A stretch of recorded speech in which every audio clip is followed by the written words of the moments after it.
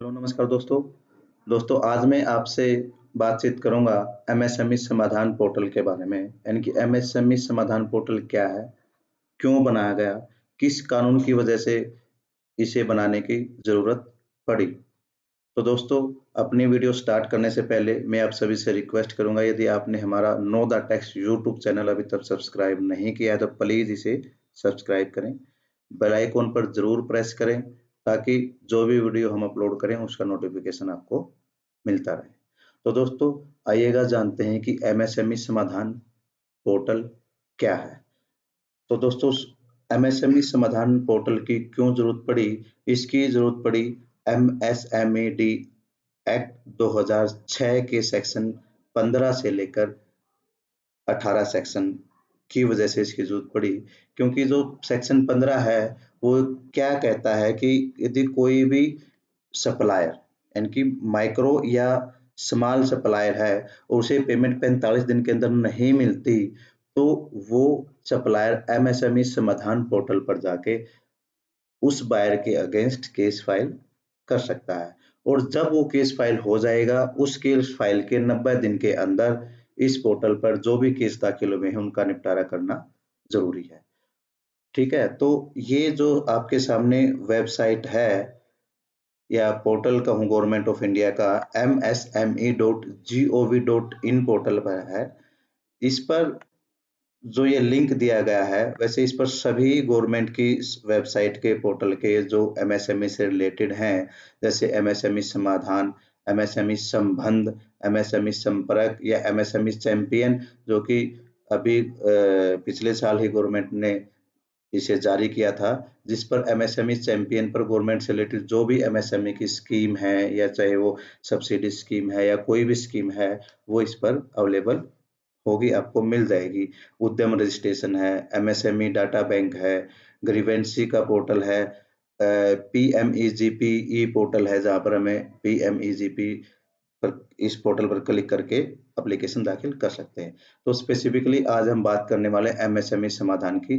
इस पर हम क्लिक करेंगे तो ये हमें एमएसएमई समाधान पोर्टल पर ले जाएगा, या हम डायरेक्ट गूगल के अंदर भी एमएसएमई समाधान लिखकर यदि वेबसाइट सर्च करेंगे तो वहां से भी हम इस पोर्टल को ओपन कर सकते हैं। तो दोस्तों, ये है पोर्टल जिस पर एमएसएमई से रिलेटेड जो भी इस पर एप्लीकेशन आई हुई है, application and case status of micro and small units, यानी कि एमएसईएफसी काउंसिल जो बनाया गया गवर्नमेंट के द्वारा सेक्शन 18 ऑफ एमईसीडी एक्ट 2006 के तहत micro and small enterprises facilitation council जो है वो सेक्शन 18 में उसे पावर दी गई है कि वो क्या करेगा, उसके तहत ये पोर्टल बनाया गया। तो इस पर टोटल एप्लीकेशन कितनी आई अभी तक, ठीक है, म्यूचुअली सेटल कितनी एप्लीकेशन हो गई, कितनी एप्लीकेशन एमएसएमई जो एमएसईएफसी जो काउंसिल है उसने व्यू की है अभी तक, कितनी रिजेक्ट की, कितने केस डिस्पोज ऑफ हो गए और कितने करंटली कंसीडर में जो पेंडिंग है। इस पोर्टल पर हम डेट वाइज, स्टेट वाइज और स्टेट इवन क्या है कि हम इस पोर्टल पर यदि देखना चाहें कि डिस्ट्रिक्ट वाइज कितने केस पेंडिंग है, डिस्ट्रिक्ट पेंडिंग रिपोर्ट क्या है, स्टेट पेंडिंग रिपोर्ट क्या है, तो हम यहाँ पर क्लिक कर देख सकते हैं कि किस स्टेट में, किस डिस्ट्रिक्ट में कितने जो है स्टेट पेंडिंग है। जैसे महाराष्ट्र की बात करूं, मुंबई में टोटल एप्लीकेशन 6076 एप्लीकेशन दाखिल की गई। एप्लीकेशन पेंडिंग जो है 1012 है, केस पेंडिंग जो है 1093 है और टोटल पेंडिंग जो है 2105। अभी एप्लीकेशन पेंडिंग और केस पेंडिंग इसका मतलब क्या है ये हम देखेंगे कि एप्लीकेशन पेंडिंग क्या होती है, केस पेंडिंग कब किस एप्लीकेशन को केस में तब्दील किया जा सकता है। तो दोस्तों, इस पर हम स्टेट वाइज, डिस्ट्रिक्ट वाइज, सभी स्टेट की, सभी डिस्ट्रिक्ट्स की इस पर डिटेल यहाँ पर अवेलेबल हो जाएगी। हरियाणा में जैसे ये है, यमुनानगर आ गया, इसकी इसमें इतनी एप्लीकेशन है, इसका स्टेटस ये है 864, 199 एप्लीकेशन है, 203 केस हैं अभी जो पेंडिंग है और टोटल 402 पेंडिंग है। तो ये है जो एमएसएमई समाधान का जो डाटा जो हमारे पास क्या इस पोर्टल पर अवेलेबल है, एमएसएमई समाधान पोर्टल पर। इसके नाम से देखा जा सकता है कि MSME समाधान डिलेड पेमेंट मॉनिटरिंग सिस्टम। जो MSMED एक्ट 2006 है उसके सेक्शन 15 में बताया गया है कि जो मीडियम नहीं, माइक्रो एंड स्मॉल जो सप्लायर हैं, यदि उनके द्वारा बेचे गए माल की पेमेंट या सर्विस की पेमेंट उन्हें 45 दिन के अंदर नहीं मिलती, तो सेक्शन 16 में वो डेट दी गई है कि 45 दिन कैसे काउंट होंगे। सेक्शन 16 में सेक्शन 15 में डेट दी गई है कि 45 दिन है या 15 दिन है और कैसे है, एक लीगल राइटिंग में एग्रीमेंट होना चाहिए। तो इस तरीके की यदि आप बेसिक डिटेल जानना चाहते हैं तो इस टॉपिक पर हमने पहले से ही हम 3 वीडियो बना चुके हैं, आप वहां पर जाकर देख सकते हैं। उन वीडियो का लिंक हमने नीचे डिस्क्रिप्शन में दे दिया गया है।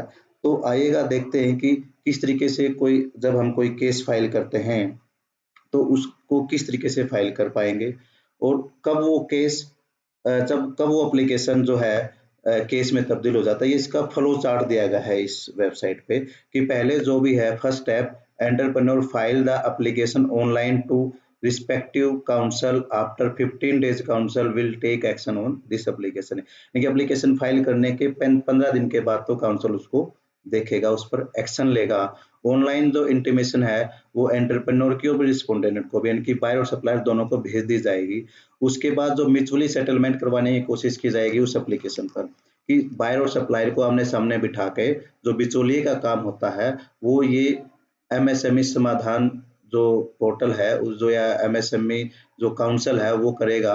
यदि वो उनका सेटलमेंट नहीं होता है तो वो एप्लीकेशन जो है वो केस में तब्दील हो जाएगी, ठीक है। और जो वो एप्लीकेशन केस में तब्दील हुई है, जिस डेट को वो एप्लीकेशन केस में तब्दील हुई, उस डेट से लेके फर्दर 90 डेज के अंदर इस केस का निपटारा करना कंपलसरी है according to section 18 of MSMED act.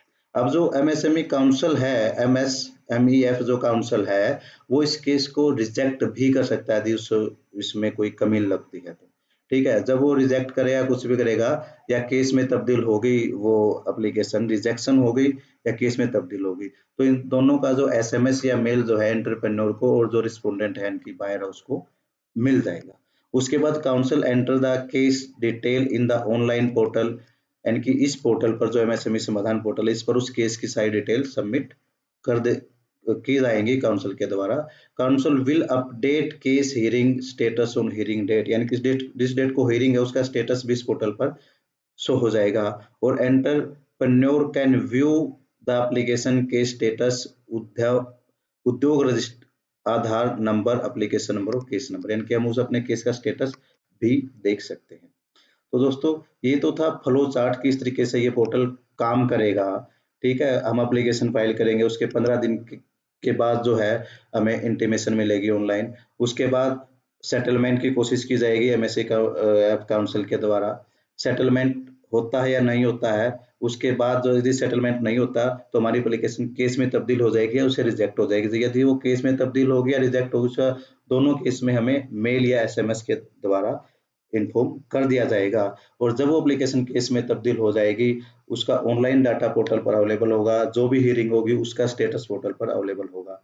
और जिस डेट को एप्लीकेशन केस में तब्दील हो जाएगी उस डेट के 90 डेज के अंदर इस पोर्टल पर समाधान कंपलसरी है करना according to section 18 of MSMED act 2006।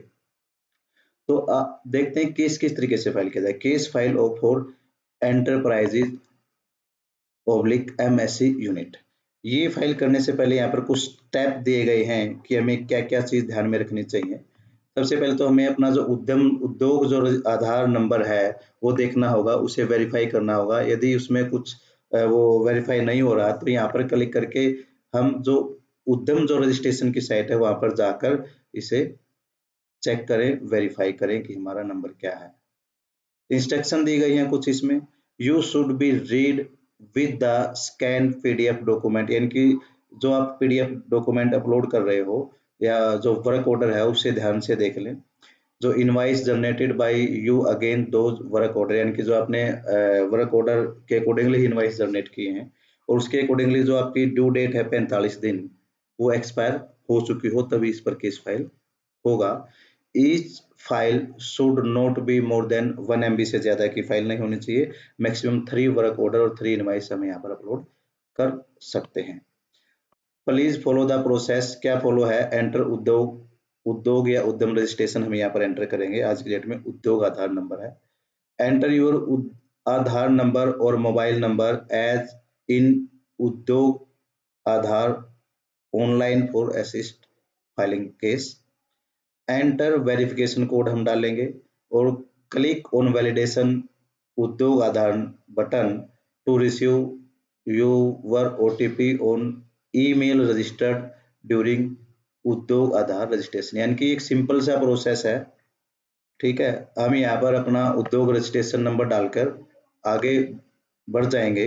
उसके बाद हम अपना उद्यम रजिस्ट्रेशन नंबर डालेंगे, मोबाइल नंबर डालेंगे, वेरिफिकेशन डिटेल इसके अंदर फीड करके और वैलिडेट करने के बाद आगे हम इसमें जो हमारी प्रॉब्लम्स है, किस पार्टी ने हमें पैसे नहीं दिए, उसकी डिटेल डालेंगे, ठीक है। उसका जो एग्रीमेंट है वो इस पर हम अपलोड करेंगे।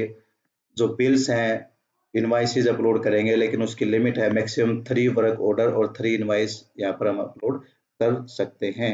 यानी कि 3 फाइल्स जो है हम एक ही फाइल में 2-3 इनवाइस अपलोड कर स्कैन करके इसमें कर सकते हैं, लेकिन जो एक फाइल है वो 1 MB से ज्यादा की न हो। तो इस तरीके से हम एप्लीकेशन फाइल करेंगे।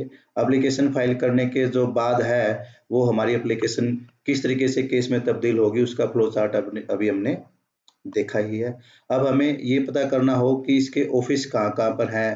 जैसे हम हरियाणा स्टेट्स में हैं तो हरियाणा स्टेट्स में MSME जो फैसिलिटेशन सेंटर है उसका ऑफिस कहाँ पर है, तो हम यहाँ पर क्लिक कर सकते हैं कि MSEFC यानी कि micro and small enterprises facilitation centre जो है उसका एड्रेस क्या है। ये ऑल ओवर इंडिया के एड्रेस है, स्टेट वाइज एड्रेस इन्होंने इस पोर्टल पर अवेलेबल करवाए गए हैं।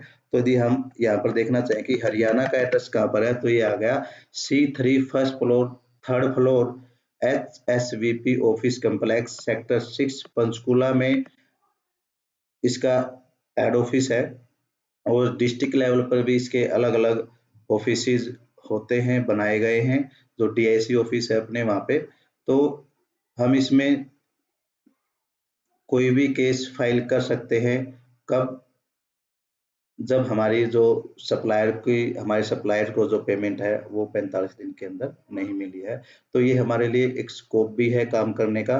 और जो मीडियम एंड माइक्रो जो एंटरप्राइजेज है उसको एक असिस्टेंट भी मिलती है, उसको हेल्प भी मिलती है। यदि कोई बायर उसको लंबे समय तक उसका क्रेडिट या उसका पैसा रोक के रखता है तो वो इस पोर्टल पर जाकर यहाँ पर अपने एप्लीकेशन दाखिल कर सकता है, ठीक है। उसके बाद यदि हमें केस को चेक करना हो तो यहाँ पर क्लिक करके उद्यम रजिस्ट्रेशन डाल के, जैसे वही प्रोसेस है, उद्यम रजिस्ट्रेशन नंबर डाल के वेरीफाई करेंगे तो वो हमारे सामने उस केस का स्टेटस आ जाएगा।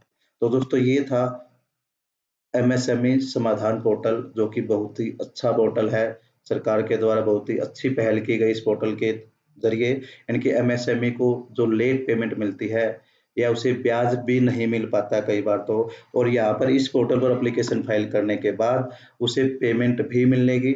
और सेक्शन 16 ऑफ MSMED एक्ट के तहत जो ब्याज बनता है उसका वो भी उसे मिलेगा, जो कि नॉर्मल जो RBI का जो रेट होता है बैंक रेट उसका 3 गुना तक कंपाउंडिंग रेट ऑफ इंटरेस्ट के हिसाब से उसे ब्याज मिलना होता है एज पर एक्ट। और यदि हम देखना चाहते हैं कि ड्राफ्ट रूल क्या है MSME FC एक्ट के या स्कीम के, स्टेट इसकी नोटिफिकेशन MPR जो एप्लीकेशन के फॉर्मेट है या जो इम्पोर्टेंट केस फ्लो है, तो हम यहाँ पर क्लिक कर देख सकते हैं। तो दोस्तों ये था MSME समाधान के बारे में। हमने कोशिश की कि इस वीडियो के द्वारा हम आपको इससे रिलेटेड सारी चीज़ें बता पाए, तो वो हमने कोशिश की है बताने की। तो आशा करूँगा आपको ये वीडियो अच्छी लगी होगी और आपके लिए ये बहुत ही बेनिफिशियल होगी। तो इसलिए आप इस वीडियो को शेयर करें, लाइक करें, और यदि आपने हमारा know the tax YouTube channel अभी तक सब्सक्राइब नहीं किया तो प्लीज़ उसे सब्सक्राइब करें, ताकि इससे रिलेटेड या MSME से रिलेटेड जो भी वीडियो हम अपलोड करें या किसी दूसरे एक्ट से रिलेटेड जैसे GST act, income tax act से रिलेटेड जो भी वीडियो हम अपलोड करें उसका नोटिफिकेशन आपको समय रहते मिल जाए, ताकि आप भी उससे लाभान्वित हों। तो थैंक यू, धन्यवाद, नमस्कार।